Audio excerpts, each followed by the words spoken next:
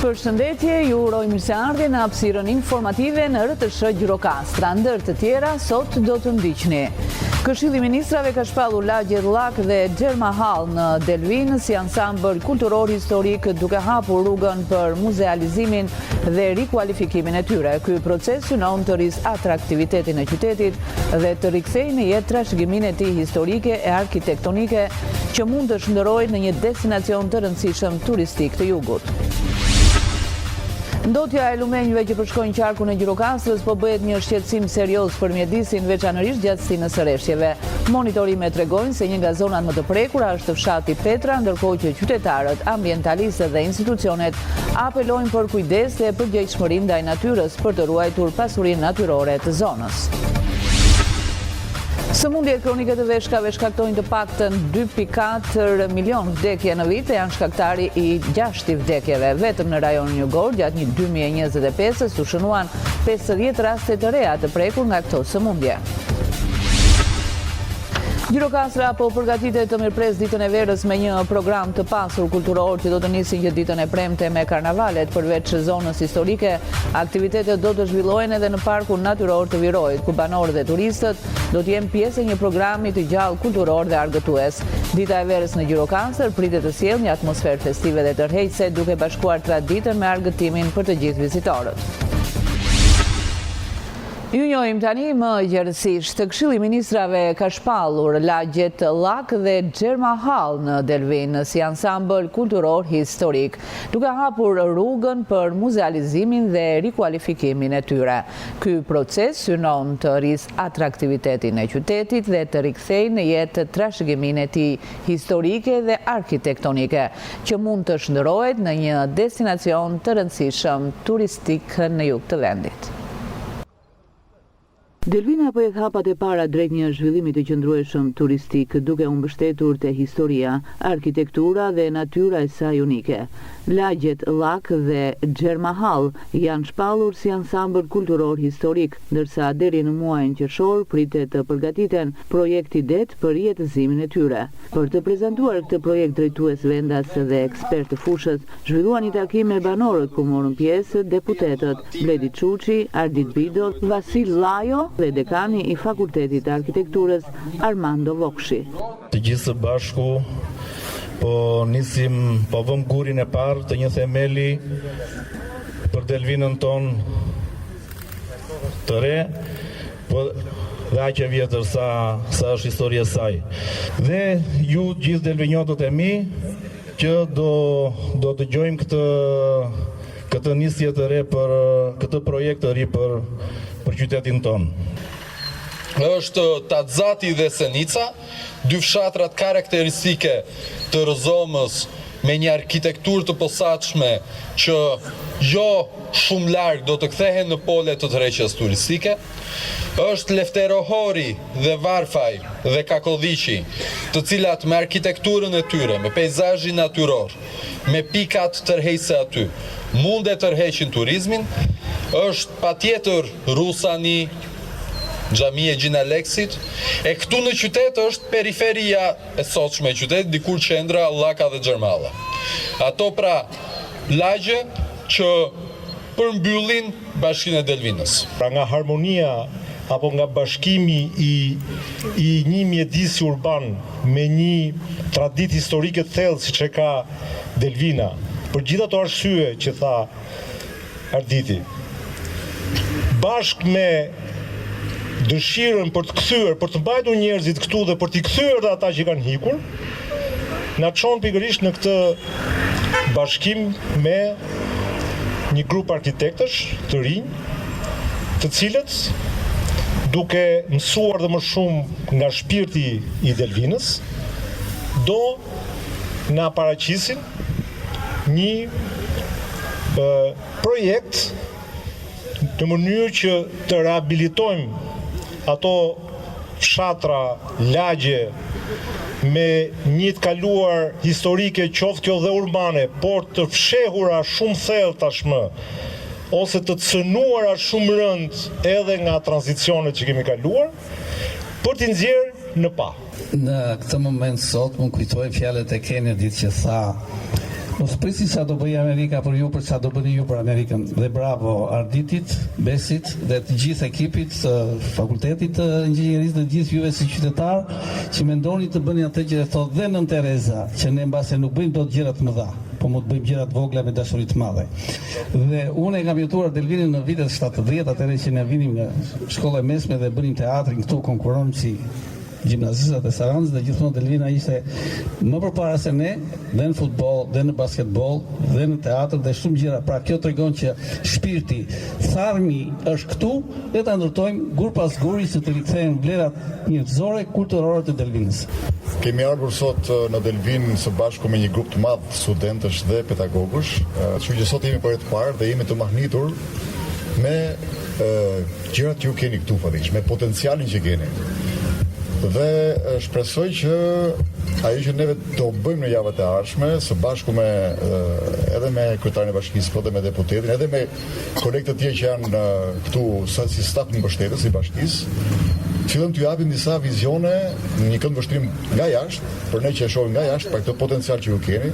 Një falënderim në veçantë bëj për studentët edhe për pedagogët që kanë ardhur, që është një hap i parë për Delvinën e vjetër, doja ta quaja, për lagjen një me Xhermall dhe Llaka, jemi një lagje. Jemi minjos, shpresojmë që ky të jetë hap i parë. Për hapet e tjera duhet të punojmë të gjithë bashkë. Rjetëzimi i trashëgimisë historike, kulturore dhe natyrore të Delvinës është në qendër të vizionit të ri për ta shndërruar qytetin në një destinacion të rëndësishëm turistik të jugut. Fshatra me arkitekturë tradicionale dhe peizazhe të ralla si Tatzat, Senic, Lefterohor, Varfaj dhe Kakodhiq, së bashku me monumente të rëndësishme si Xhamia e Gjinaleksit, krijojnë një itinerar të plot për turizmin kulturor dhe rural, duke vendosur dhe Delvinë në hartën e destinacioneve të rëndësishme turistike të Shqipërisë së Jugut. Ndotja e lumenjve që përshkojnë qarkun e Gjirokastrës po bëhet një shqetësim serioz për mjedisin, veçanërisht gjatë stinës së rreshjeve. Monitorimet tregojnë se një nga zonat më të prekura është fshati Petra, ndërkohë që qytetarët, ambientalistët dhe institucionet apelojnë për kujdes dhe përgjegjshmëri ndaj natyrës për të ruajtur pasurinë natyrore të zonës. Hedhja e mbetjeve në vende të papërcaktuara është një fenomen shumë shqetësues, veçanërisht kur ndodh në lumenj. Kjo situatë kërkon jo vetëm ndërgjegjësim nga qytetarët, por edhe ndërhyrje të menjëhershme nga instancat përgjegjëse. Hedhja e mbeturinave nëpër lumenj dhe kudo edhe në ambientin jashtë është shumë keq, pasi këto ndikojnë në jetën e përditshme tonë. Sidomos ato që vënë në lumenj, vënë në det, aty ne marrim peshkun e ham dhe janë gjëra të kontaminuara. Por kjo është gabimi ynë, i njerëzve, sepse jemi të pandërgjegjshëm. Dhe çdo gjë e bën njeriu vetë, unë i bëj apel komunitetit që nga vetja ime dhe deri tek të gjithë, të kemi kujdes të zbatojmë ligjin, të hedhim mbeturinat në vendet e duhura, të mos i shikojmë lumenjt me ato qeskat si gjëra të frikshme duken kur i shikojmë që ngelen në për ato bimësinë e lumenjve. Të gjitha mbeturinat e organizmit njeriu shkojnë përsëri aty kthehen. Ngado që t'i hedhim, ngado që po prapë te ne. Edhe erat, edhe ambienti dhe ushqimi dhe të tëra. Nga monitorimet e kryera, një nga pikat më problematike rezulton të jetë në fshatin Petra në Përmet. Një nga problematikat kryesore janë mbetjet. Kryesisht kryhen nga banorët e zonës për mos respektimin e vendepozitimeve të caktuara apo në këtë rast të koshave të mbetjeve, që i bëjnë të hidhen vende pa vend. Një nga pikat më problematike që ne kemi është pjesa në fshatin Petran, që mbetjet hidhen në mënyrë të vazhdueshme nga banorët e zonës. Situata është përkeqësuar edhe më shumë pas rreshjeve intensive të muajit të parë të këtij viti. Për këtë arsye janë kryer monitorime dhe ndërhyrje periodike, thekson drejtoresha e zyrës administrative të Parkut Kombëtar Vjosa. Ne kemi bërë së pari një fushat masive pastrimi por sigurisht që kjo nuk është e mjaftueshme, është e pamjaftueshme. Nevojiten fushata të tjera të ngjashme në lidhje në vazhdim, nevojiten ndërhyrje me mjete në të cilat ne jo gjithnjë e kemi mundësinë dhe kapacitetin, dhe për këtë ne i drejtohemi dhe institucioneve tjera të na vinë ndihmë me mundësitë që ato kanë. Njëkohësisht kemi identifikuar disa nga zonat kryesore problematike, ku komuniteti është problemi kryesor. Pra njerëzit nuk e kanë ende atë kulturën e depozitimit të mbetjeve të tyre pranë koshave. Por për shkak të afërsisë që kanë me lomën, mendojnë që kjo është zgjidhja më e mirë. Dhe aktualisht jemi duke instaluar kamera në këtë zona. I kemi vënë në dieni komunitetin që po vendosen kamera dhe shumë shpejt do të fillojnë dhe masat administrative ndaj atyre që shkaktojnë ndotje të tilla. Ndotja e lumenjve nuk përbën vetëm një kërcënim serioz për ekosistemin dhe biodiversitetin e zonës, por njëkohësisht dëmton dhe imazhin e kësaj pasurie natyrore. Sëmundjet kronike të veshkave shkaktojnë të paktën 2.4 milion vdekje në vit dhe janë shkaktari i 6 vdekjeve. Vetëm në rajonin Jugor, gjatë 2025-s, u shënuan 50 raste të reja të prekur nga këto sëmundje. Në 2 vitet e fundit në spitalin e Gjirokastrës janë kartelizuar 100 pacientë të rinj me sëmundje renale. Këtë ka bërë të ditur sot në ditën botërore të veshkave mjekja nefrologe Olta Qurku. Kemi një rritje të numrit të pacientëve kronik, për fat keq, sepse vitin 2024 kemi pasur 50 pacientë të rinj me sëmundje renale kronike, që janë kartelizuar pranë shërbimit tonë. Në 2025-ën gjithashtu në njëjtin numër 50 pacient, incidenca pra i bie të jetë 50, por numri grumbullohet, bet më i rritur në aspektin e prevalencës, pra kemi tashmë 100 pacient të rinj më shumë se sa ata që kishim tashmë me sëmundje renale kronike. E rëndësishme është që ne t'i diagnostikojmë, t'i evidentojmë në kohën e duhur dhe të mund të ndërhyjmë në 2 aspekte.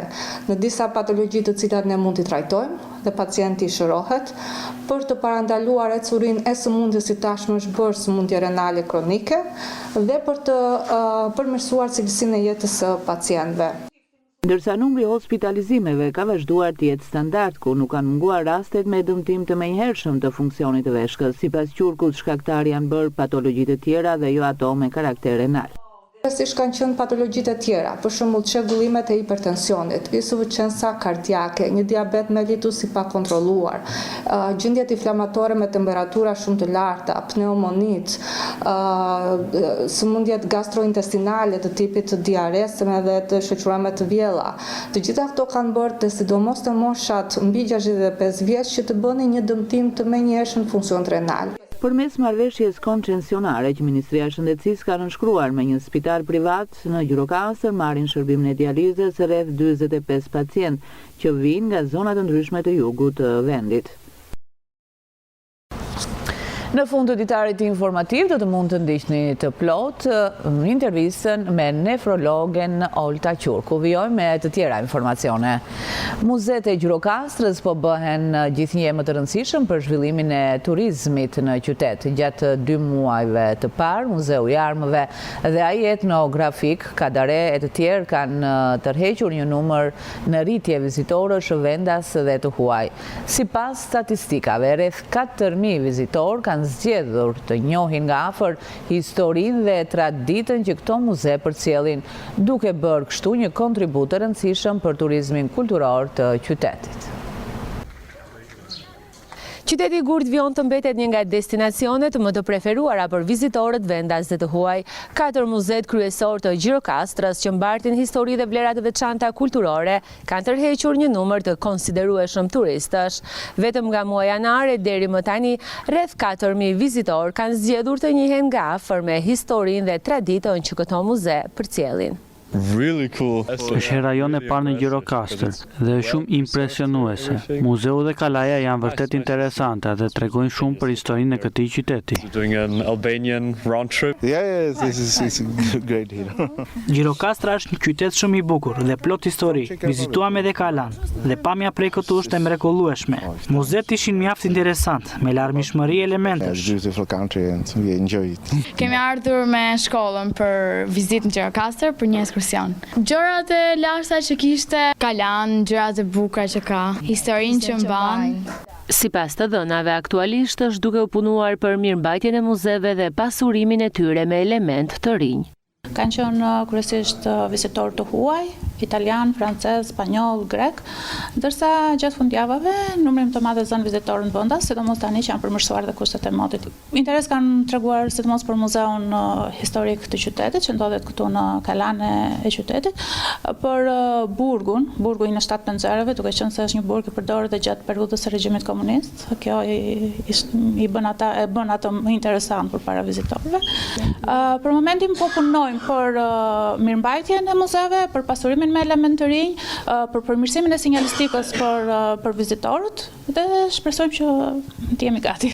Muzeet e Gjirokastrës vazhdojnë të tërheqin vizitorë duke i dhënë qytetit një impakt të rëndësishëm për turizmin kulturor dhe duke pozicionuar si një destinacion kryesor në jug të vendit.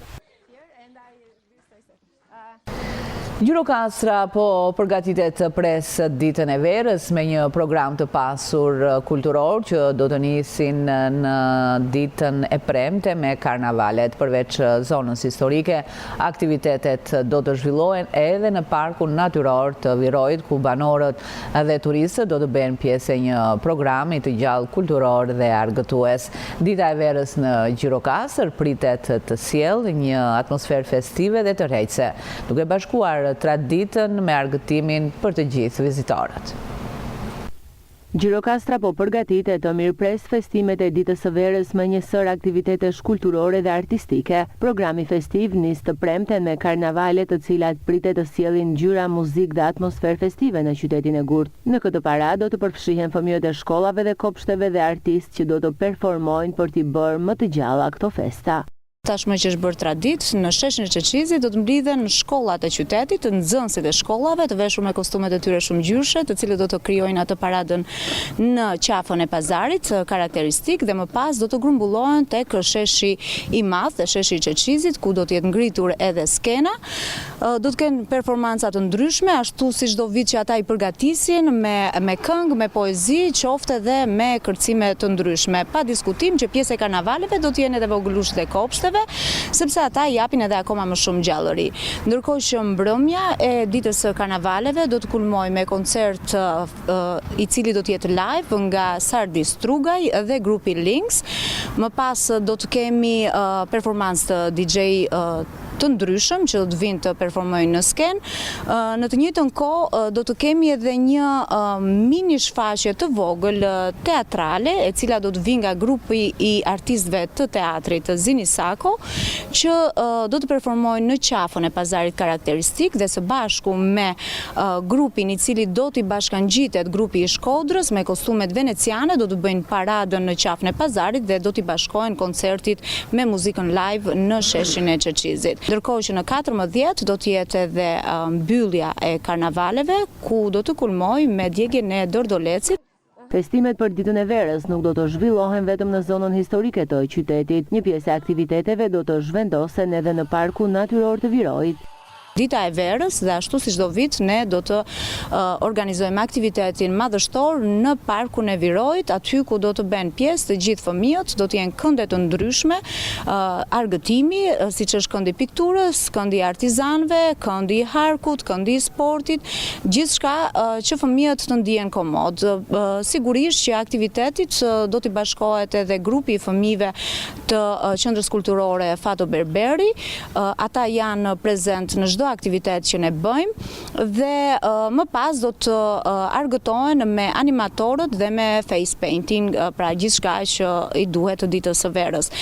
Për ta gjallëruar akoma më tej muajin mars, në datat 14, 15 dhe 16 në kineman e qytetit do të shfaqet filmi Loja e fundit, i cili vjen nga Luiz Eili dhe Chiara Tito, të cilët do të jenë të pranishëm edhe në premierën, e cila do të jetë në orën 18. Dita e verës pritet të sjellë një atmosferë festive në Gjirokastër, duke bashkuar traditën me argëtimin dhe duke e kthyer qytetin në një pikë tërheqëse për vizitorët. Në Kanë ka nisur panajiri më i rëndësishëm i pasurive të paluajtshme, ku këtë vit Shqipëria përfaqësohet nga Agjencia e Zhvillimit të Territorit. Mes projekteve të prezantuara në pavionin shqiptar, vëmendje të veçantë ka marrë pjesëmarrja e Bashkisë Saran, që synon të pozicionohet si një destinacion elitar, duke tërhequr investime të reja në turizëm dhe sektorin imobiliar. Në Kanë përmbahet panajiri ndërkombëtar i pasurive të paluajtshme, një nga eventet më të mëdha të industrisë imobiliare në rang global. Në mesin e qindra përfaqësuesve nga mbar bota, këtë vit është pjesë edhe Bashkia e Sarandës, e përfaqësuar nga kryebashkiaku Oltion Çaçi. Sipas tij, Saranda synon të pozicionohet si një destinacion elitar, duke tërhequr marka ndërkombëtare hotelerie dhe projekte që do të ndikojnë në rritjen ekonomike të zonës. Në panajirin e imobiliareve, i cili është një pjesë shumë e rëndësishme për turizmin shqiptar. Kjo sepse e bën Shqipërinë jo vetëm një motor ekonomik në raport të turizmit, por edhe në raport të investimentit. Këtu janë 100 projekte, le të themi gjithë trevat e Shqipërisë. Kuptohet që më shumë është të përfaqësuar për qytetet shqiptar, sepse aty është interesi më i lartë.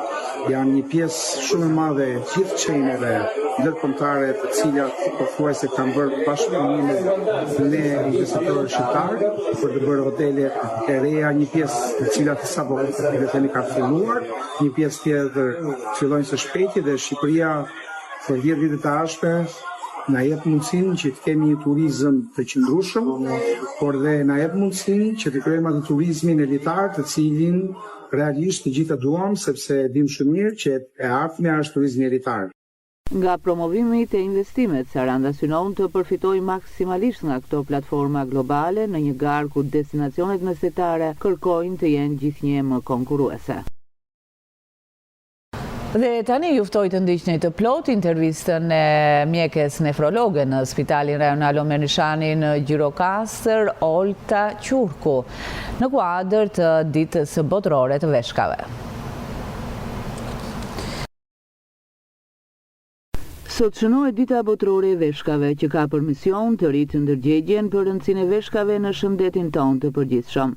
Në këtë kuadër, mjekja nefrologe në Spitalin e Gjirokastrës, Olta Qurku, ka dhënë një intervistë për televizionin Gjirokastra, ku është shprehur mbi trendin e sëmundjeve renale në rajonin tonë, shërbimi që u ofrohet pacientëve, patologjitë që mbizotërojnë, e deri tek këshilla që duhet të kemi parasysh për parandalimin e tyre. Doktore, si është trendi i sëmundjeve renale këtë vit në Spitalin e Gjirokastrës? Kur flasim për punë në Spitalin e Gjirokastrës, duhet që të ndajmë në 2 nivele. Kemi shërbimin që unë jam këtu në poliklinik, dhe që vijnë pacientët të cilët nuk kanë emergjenca shëndetësore, që janë kronik ose jo, dhe që vinë të planifikuar për mjekut të familjes, dhe kemi pastaj edhe shërbimin që unë jap pranë Spitalit të Gjirokastrës Omer Nishani, në cilët janë kryesisht pacientë që paraqiten me emergjenca shëndetësore apo që kanë nevojë për hospitalizim në mënyrë që të vlerësohet më mirë gjendja klinike e tyre për bërë diagnostikimi më i specializuar, ose kur janë komplekse që kanë patologji të tjera përveç problematikave renale. Kështu që, duke u bazuar në këtë ndarje, praktikisht në poliklinik kemi një rritje të vizitave të realizuara, krahasuar gjithmonë 2024 me 2025. Pas bilancit që kemi bërë në janar të këtij viti me shefin tonë të shërbimit, është vënë re një rritje e vizitave.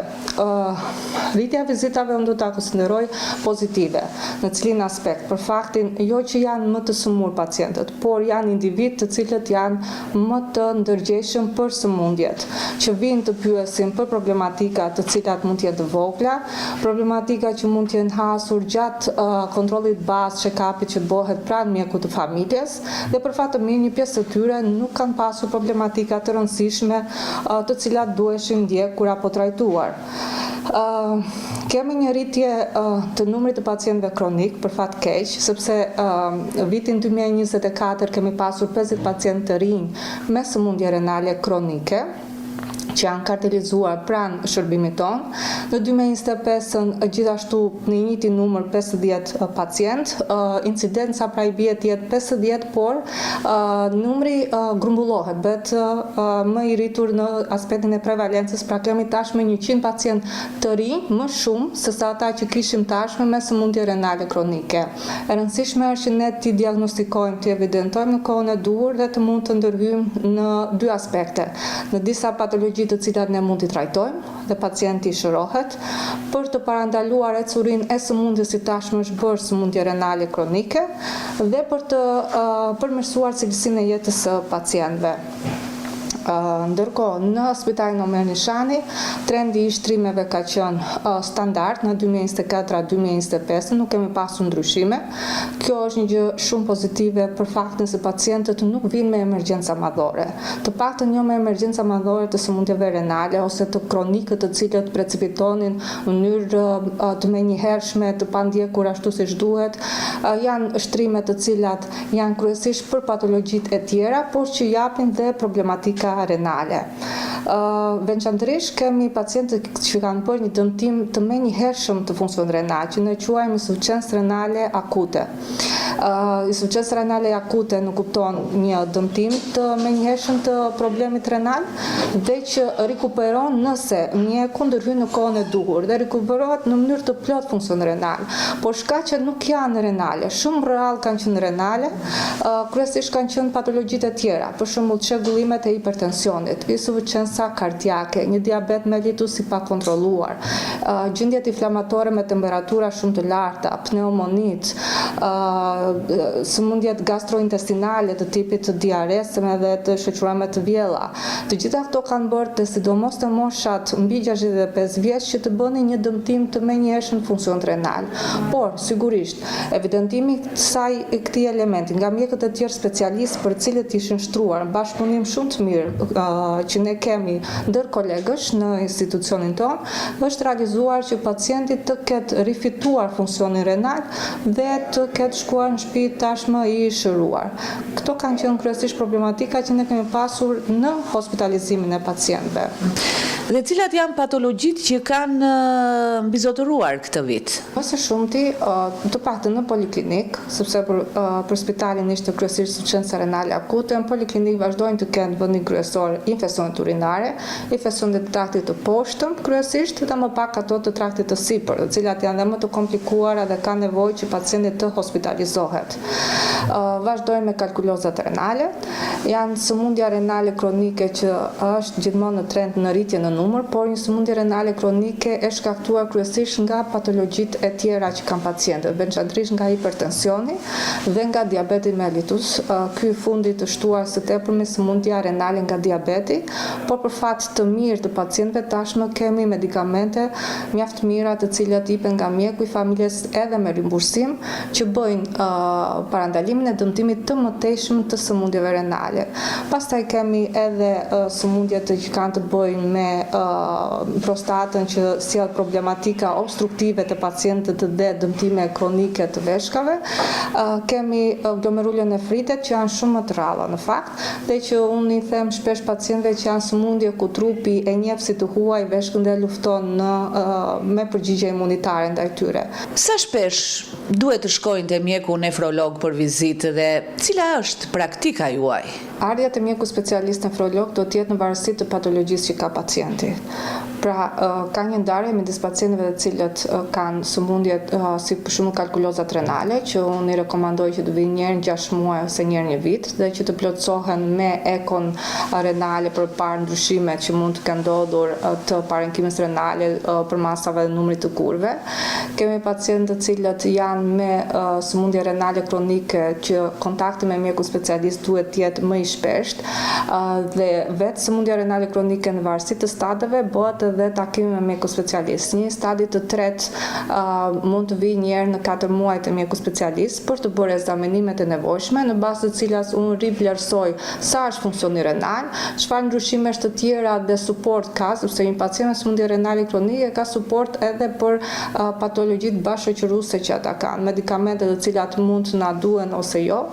Kemi pastaj pacientë që janë në stade më të avancuara, të cilat takimet unë i bëj me ta çdo 2 muaj, për të qenë më pranë. Dhe janë këto takime në fakt që ne i bëjmë pak më të shpeshta që kanë ulur fluksin e pacientëve që vinë në mënyrë akute dhe emergjente në spitalin e Gjirokastrës. Mjeku i familjes kur konstaton diçka që nuk shkon me klinikën e pacientit, të një pacienti kronik ose që ka pasur një problematik të mëparshme renale, i rekomandon tek ne të paktën një herë në 6 muaj. Pacientët me nefropati diabetike, veçanërisht ata të cilët ose më mirë pacientët të cilët janë me diabet mellitus, por që ende nuk dim nëse ka bërë prekje renale, unë do i rekomandoja një herë në 6 muaj për të bërë proteinë urin 24 orëshe dhe një analizë tjetër më specifike për të kapur atë nivelin e parë të sëmundjes renale që është me mikroalbuminurin, që të mund të ndërhyjmë shumë shpejt, sepse tashmë nefropatia diabetike ka filluar të mjekohet në mënyrë të mrekullueshme nëpërmjet medikamenteve të reja që janë tashmë edhe në Shqipëri. Çfarë barnash ofrohen përmes fondit të sigurimit të shërbimit shëndetësor pra këtyre pacientëve me sëmundje renale? Ka disa vite të cilët pacientë me sëmundje renale kronike përfitojnë përmes këtij fondi disa prej preparateve të nevojshme për sëmundjen e tyre. Fillimisht këta pacientë shkonin në Tiranë dhe i mirinin, më pas u bë një lëvizje e rëndësishme dhe ofrohen tashmë nga Spitali Omer Nishani prej disa vitesh. Veçse ndër vitet që unë kam punuar, kam filluar të shtohet gama e produkteve të cilat ne ofrojmë. Janë medikamente të cilat janë të ndryshme për pacientët të cilët janë sëmundje renale kronike para se të fillojnë hemodializën, disa të tjerë për pacientët me hemodializë, kemi pastaja për pacientët me transplant, sepse ne kemi pacientë transplantuar që marrin terapi imunosupresore, pacientët që vuajnë nga glomerulonefritet që gjithashtu kërkojnë imunosupresor i marrin falas prej fondit. Sigurisht që kemi preparatet që përdoren për nefropatin diabetike, por këto medikamente nuk merren me njerë në spital, siç ishin këto medikamente që unë përmenda, por te mjeku i familjes pas rekomandimit të mjeku specialist nefrolog bashkëpunuar me atë endokrinolog, dhe që janë SGLT2-shet, inhibitorët, GLP1-shet, janë medikamente të cilat kanë treguar rezultate shumë pozitive. Sigurisht unë do të thoja që ka nevojë akoma për rritjen e gamës së preparateve për ta pacient, veçanërisht për pacientët të cilët janë me hemodializë, për ulje nivelit të kaliumit, për patologjitë që janë të paratiroides që shfaqen shpesh tek ta pacient, për të shtuar gamën e preparateve imunosupresore që përdoren te pacientët të cilët vuajnë nga glomerulonefritet. Cila është këtë vit tema për ndërgjegjësimin rreth këtyre sëmundjeve? Muaji mars është muaji i ndërgjegjësimit për sëmundjet renale, gjithmonë është enjtja e dytë enjtja pra e javës së dytë të marsit.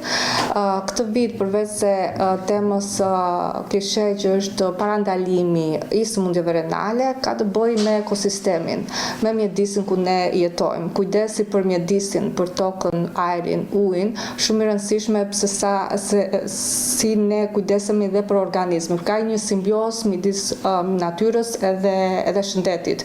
Dhe jo vetëm shëndetit renal, por në përgjithësi për shëndetin e pacientëve. Kjo është tema në cilën do diskutohet edhe këtë vit në konferencën ndërkombëtare të nefrologjisë, si do të zhvillohet në Europë. Cilat janë sfidat që hasen në shërbimin e nefrologjisë në Shqipëri, por edhe në spitalin tonë? Sfida do të ka pasur dhe do të ketë gjithmonë për sa i përket shërbimit shëndetësor në Shqipëri edhe veçanërisht në nefrologjisë. Ajo çfarë është e rëndësishme është që ne të tentojmë të ndjekim hapat e vendeve të tjera më të zhvilluara, sidomos të vendeve evropiane, por edhe të vendeve fqinje që kemi, të shtetit grek, ku nefrologjia ka arritur nivele shumë më të larta. Sfidat të rëndësishme janë për mua, mendoj që duhet të zhvillohet akoma më shumë sistemi i transplantit të pacientëve, edhe të modifikimi metodave se si mund të bëhet një transplant, duke marrë parasysh se cila është eksperjenca e vendeve të tjera, të shtimit të numrit pacientëve që realizojnë biopsinë renale, të krijimin e një strukture të veçantë në nefrologji në QSUT, përderisa ka mjekë të cilët janë të specializuar për biopsinë renale, dhe biopsia renale në patologjitë renale nuk ka të bëjë me sëmundjet malinje siç janë për patologjitë e tjera, por është një metodë vërtet është invazive, por është metoda më e mirë për të kuptuar çfarë ndodh praktikisht me veshkën në rastin e glomerulonefriteve. Arrit të shikohen të gjitha strukturat dhe shtresat e veshkës dhe të bëhet ndërhyrja e duhur, sepse pa të je në trajtim jo të plot të pacientit, diagnostikim jo të saktë dhe rrjedhimisht trajtim jo të plot. Sfidat të tjera mendoj në spitalin ton konsistohen në faktin që një shërbim nefrologjike ka nevojë për mbështetje të strukturave drejtuese, sepse mjeku nuk është i vetëm, suksesi nuk është personal. Bashkëpunimi i cili ka qenë i mirë, por që duhet vazhdoj me mjekët e tjerë specialistë për të përkushtuar pacientëve me sëmundje renale, që janë pak më të veçantë se të pacientët e tjerë, për shumë arsye, për të plotësuar dhe për të lejuar dhe për të patur gamën e plot të ekzaminimeve laboratorike, atyre imazherike që duhen këta pacient për të diagnostikuar, dhe gjithashtu një element shumë i rëndësishëm që duhet të diskutohet dhe është diskutuar në fakt, meqense ne po bëjmë një ristrukturim dhe rindërtim të spitalit Omer Nishani, ofrimi mundësisht si të dializës akute për pacientët cilët kanë nevojë për një trajtim të menjëhershëm me dializë, në cilën në këto raste ne jemi duke transportuar pacientët në Tiranë. Kjo do të shton praktikisht mbigarkon strukturat terciare, siç është qendra universitare në Tereza, po veçanërisht shton stresin e mjekut, i cili praktikisht nefrologut, i cili duhet të kujdesë pacientin deri në transportimin në një qendër tjetër që është e largët, të personelit infermieror që është mbështetja kryesore e mjekut në këto raste, por edhe kohën që i humbet pacientit për të marrë shërbimin më të duhur. Dhe çfarë këshillash keni për parandalimin e sëmundjeve renale? Unë mendoj që gjithmonë ne duhet të fokusohemi tek stili tonë i jetesës, që ka të bëjë me mënyrën tonë të ushqyerit, me të qenit aktiv, të patën 30 minuta ecje, të ulim nivelin e stresit, dhe këtë do ta bëjmë duke bashkëpunuar me njëri tjetrin dhe për të mbështetur njëri tjetrin, dhe bëhet si cirkus i mbyllur mbështetja dhe ulja e nivelit të stresit pacientit, të tentojmë të mos i përdorim alkoolin edhe duhanin, të përdorim dhe konsumojmë ujin të patë 1.5 deri në 2 litra, të bëjmë kontrollet e rutinës tek mjeku i familjes përmes check-upit dhe më pas tek mjeku specialist nëse do duhet diçka më shumë për të parandaluar, për të ndërhyrë në momentin e parë dhe parandaluar ecurinë e sëmundjes, dhe marrja e medikamenteve për pacientët e sëmurë në mënyrë të rregullt, dhe të kenë një marrëdhënie të vazhdueshme me mjekun, një marrëdhënie e cila duhet forcohet edhe të jetë miqësore gjithmonë.